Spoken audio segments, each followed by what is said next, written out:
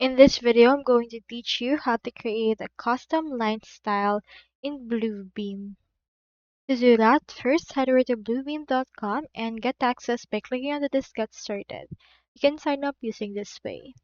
You can also get 14 days of free trial when you click on this Try It Free option. Alternatively, you can also buy it directly by clicking onto this Buy Now. Once you have access, proceed to click on this Login and then log in directly into your Bluebeam. So I've already downloaded the software and here is what it looks like. Now to create a custom line style, let's first prepare our canvas. Click on this file and click onto this new PDF. With this we will have a blank PDF created. Let's choose right here the template. You can choose right here the width and the height and choose right here the orientation. I'll just choose blank style and click on OK. Now here is our actual PDF and this is what it looks like.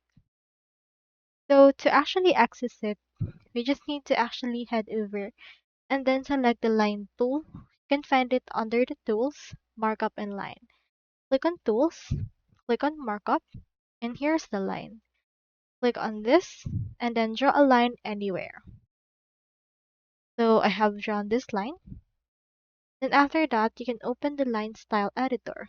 Right click on the line markup and then from in there click on properties. Here is what it looks like.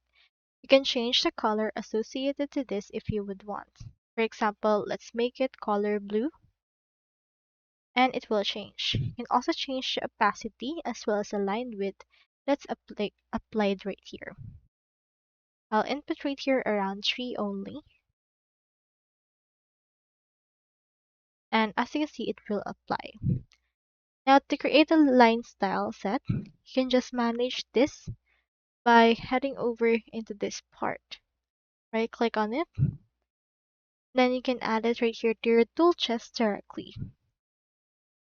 Now, onto this case, you can also head over to the properties of this, and then onto the drop down, you can head over and then manage it directly.